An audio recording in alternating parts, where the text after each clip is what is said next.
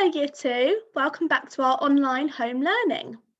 I'm joining you this afternoon for a little bit of computing learning to do together. I hope you've all had a really fantastic morning so far. So let's get straight on, I'll share my screen.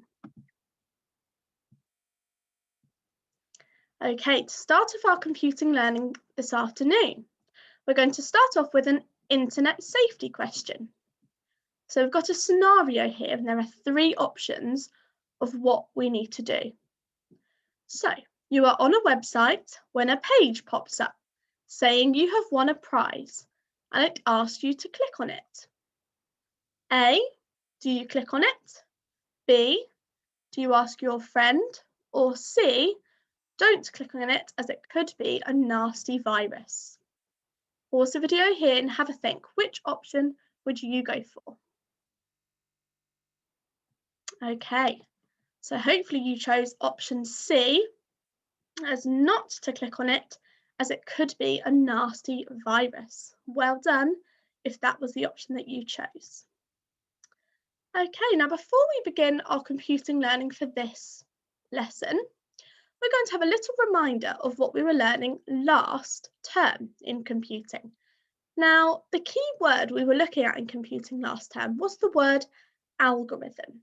So just to start off with, I want you to think about what is an algorithm.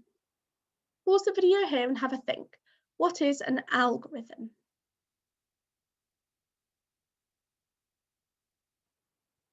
Okay, let's have a little look together. Hopefully you've had some time to think what an algorithm is. So, an algorithm is a set of instructions that are split into little steps so that a computer can solve a problem or get something done. Now, if you found that a little tricky to remember, then I'm going to put a link to a video which you can watch, which will just remind you about the learning we've done on algorithms last term. So I'll pop that in the description box if you want to watch that in your own time. Okay, for our learning today then, Year 2, we are learning to explore a range of photographs linked to our theme. So our new unit of learning for this term is called We Are Photographers. Have a pause the video now and have a think, what does this mean? And what do you think we will be learning to do during this unit? Okay, now, as the title says, we are going to be learning to take photographs. We are going to be becoming photographers. So have a think about what we need to do to take a good photograph. Okay, so before we begin with our learning for today, we've got some key words here, which every computing lesson we're going to go over again to see if we can remember what each of them mean. So I'm just going to read each of them out to you and you can have a little think, see if you know what any of them mean or maybe just what some of them mean. So the first word is camera. Second word is image. And we have Picasa, pixel, portfolio and theme. Pause the video here and just have a think. Do you know what any of these words mean? And if you do, then have a think about what they mean. Okay, so let's explore what they each mean one by one. So first of all, a camera. A camera is an instrument used to take or record pictures of people or objects.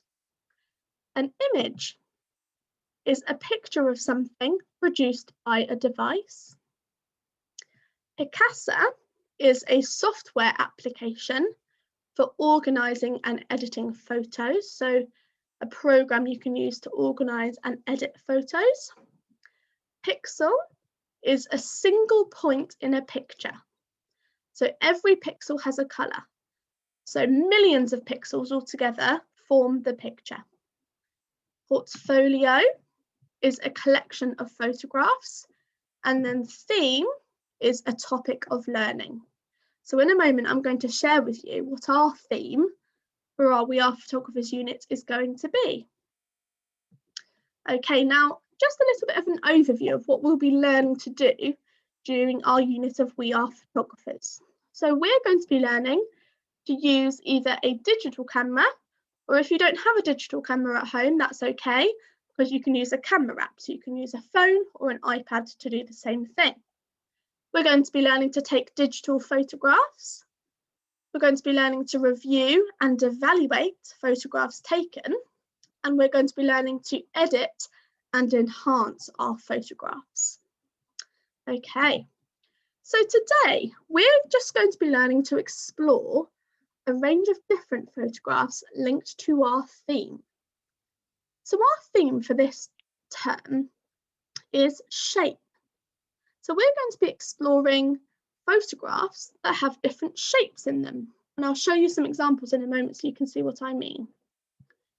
So just before we do, I want you to think about the experience you've had of taking photographs before.